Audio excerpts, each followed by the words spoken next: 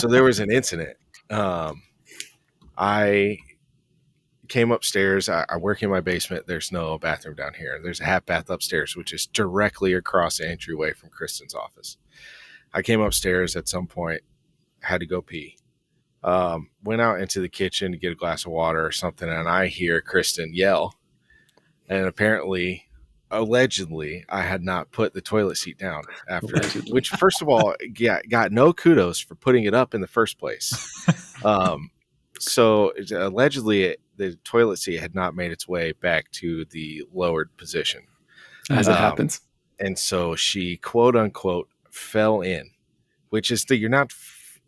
Okay, I get it. It's not comfortable. It's happened to me before. It's not great, but it's not the end of the world, right? So it got me thinking, why does this happen so often, at least in my experience, where a lady will go to use the restroom and not look where she's sitting before? Granted, I should have probably put the seat down, right? That was on me. I forgot. But you are exposing your most private of parts and not looking where you're putting them first. It seems outrageous to me. Also, without doing any math, it seems to me that the amount of work required to lower a toilet seat doing any math is less than the amount of work it would take to lift the seat to its upright and locked position. So as an engineer, I can confirm that's true. Yeah, it does take work to bring thing into a unstable position. Especially you're giving potential energy to that toilet seat. Especially if you have soft close toilet seats where you can just whip it down. I'll come back to that one. Yeah. So that popped into my head. Like I verbatim had that argument. I said, you are exposing yourself and just sitting down without looking where you're putting your private parts. Like, what are you doing? Why would you do that? If you were in any other situation and you had your pants down, you would be looking before you sat.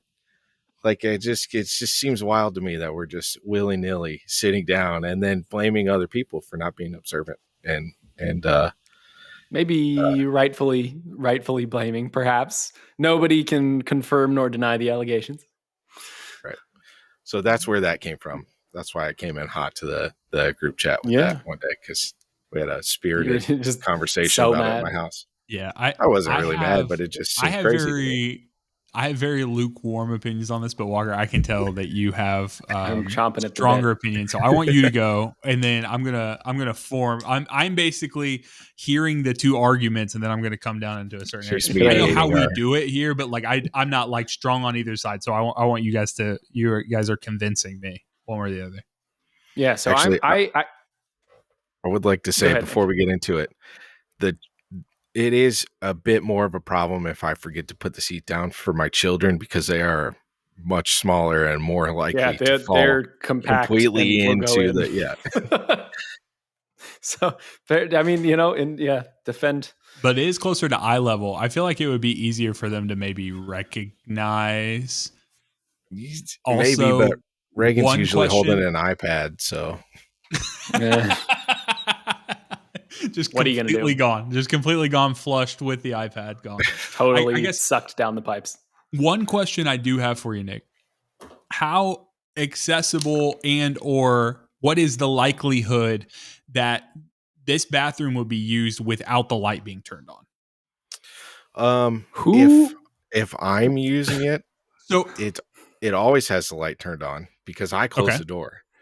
If we have no guests in our house, anybody else who uses this bathroom, the door stays open, which is a whole separate conversation that we could have. I do have opinions on this. Yeah, but where it's located, the entryway and the light that comes out of Kristen's office, you can see with the door open, even if you don't turn the lights on. So it's not a it happened in the middle of the night visibility issue.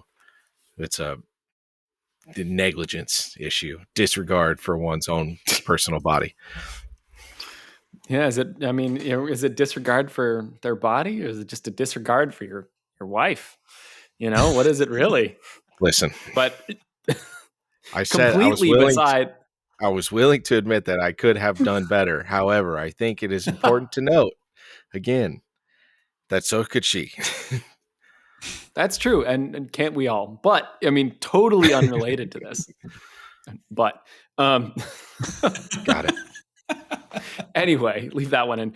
The There is real no argument editing this. here is no, you're not going back through. The real argument here is from our good friends the Mythbusters. And really the only point that matters here is that if you don't put the toilet seat down, you're spraying germs everywhere. Because that water is just going up and you're just spritzing shit everywhere. But that's the lid, right? That's seat and lid. Wait, okay. So you do seat part. You put the seat down, but not the lid? Well, that's a whole no, if the seat other goes thing. Down to and fall in. Okay, no, sure, but like you don't. Okay, for the seat and lid are just basically mated for me. Okay. I mean, unless I'm, because either I'm pissing and everything's coming up, or just and then it always goes back down because of the flushing issue. So you're never at risk of accidentally dumping your wife in the toilet. That's fair. That's a good point. No, usually I don't regard the lid in this case, but from an operational perspective, this is just not how you want to be operating. Well, it's not a bathroom I brush my teeth in, so whatever. Oh, okay. Well, so fair enough then. If it's just the bathroom where we let, it's literally it's a half bath just inside our front door. It's like I got you though. I've often forget about close both of them, because if you're literally spraying poop and pee germs into the air when you flush a toilet. Unless that's your thing, which, whatever tickles your pickle, my guy. I do feel like that's quite the slippery slope if you're like, okay, you must live your life not spraying germs anywhere. You know what I mean? I understand that there's a literal lid that you could do that, but like we are just walking like germ sprayers everywhere. Like I'm talking right now, I am just coding this, I'm sure. Yeah. So I would encourage you, if you ever come to my house, to not touch my kid's iPad because she sneezes directly on the screen protector. Just 2 hands. I need everybody to be watching the video for this. 2 hands playing Roblox. Just on it. Keep going. Just no wiping. Yeah. God. It's just she's just spreading the germs with her thumbs. Once disgusting. once a week or so, somebody will grab a Lysol wipe and wipe down the screen. But yeah. Well, boys, I actually have a third opinion or a third posit for you. And I put this in our text chat. I wasn't sure if I was going to share this. This is me being vulnerable, but I'm going to do that because the energy is different. Isn't I have a third option. Going to the bathroom's all about anyway, being vulnerable. It's very true. This is a safe space. And the ladies, they're more comfortable being vulnerable with that, obviously, and the protection of our own home. That's a whole other side where I'm not sure Heather knows that there is a bathroom door, unless some people are at our house. I don't know what that's about. Just pure cannot close the door ever. I'm like, I don't understand. Like, and if I walk by and something's happening that she's like, oh, go away. I'm like, there's a literal door right here. If you would have closed this, I could just walk by, go to the fridge, do whatever. That's a whole different point. The vulnerable thing I would posit to you guys is why are we standing to pee in our own house? Like, are we so locked into like this like toxic masculinity mindset that you could not sit down? Because you're probably scrolling. Like if you're like me, you're going to the bathroom and like this is a time to look at my phone, look at my device. How accurate are we? Even if that stuff's up, like what is that likelihood? Are you scrolling? I don't know the last time I went to the bathroom without my phone in hand. I need both hands. I don't know what you're talking about. Okay. All right. Well, it's good talking to you guys this week. We'll see you next week. Yeah, for real. Yeah. Okay. But I'm just saying, you go in there, you don't have to worry about anything splashing around. That's very true. That's very true.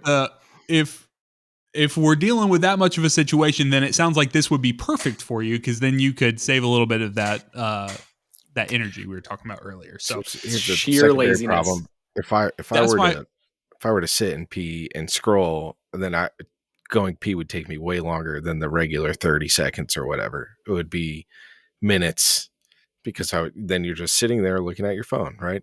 I could just get out of the bathroom, go back down to the basement, and sit on my computer instead. Yeah. So I love a good beverage. And so I'm peeing a lot on the daily. And usually I'm only going when it's like, I'm going to pee myself. And I have to stop doing whatever, like the game or the thing I'm designing or whatever. And then we're in and out. It's an efficiency thing. I grant you, it's definitely, you got some splashing. It happens. Yeah. And I mean, I guess like if you guys I just enjoy it more. Like I just take my time. I'm just not in that much of a rush. It's relaxed. Seems like you guys are, and like some great philosopher once said that like every 2 could be a 1, but not every 1 is a 2. And like I would posit that you probably could turn every 1 into.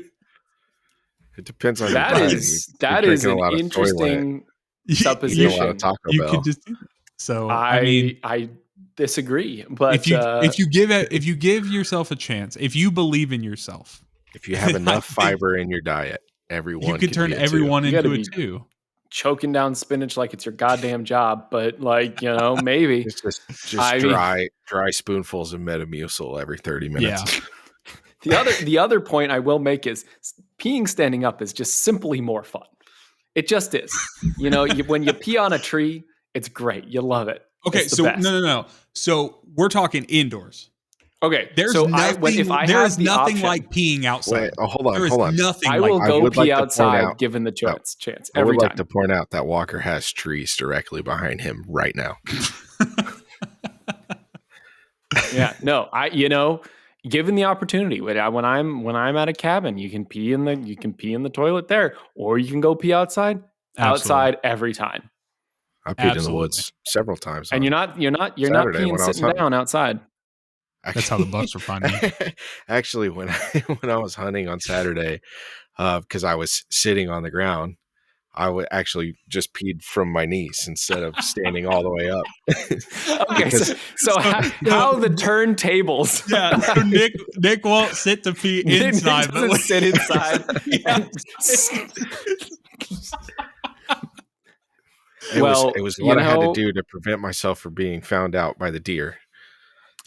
Yeah, sometimes you just got to pee on yourself a bit. Just no, it happens. You take a knee. You're trying to tell me you didn't spill just a little bit. Well, that's not on me. I feel like that's the blight of man, right? Like, yeah, no, that's true. Who hasn't put it back in, and then you're like, god damn it, I tripped in my short.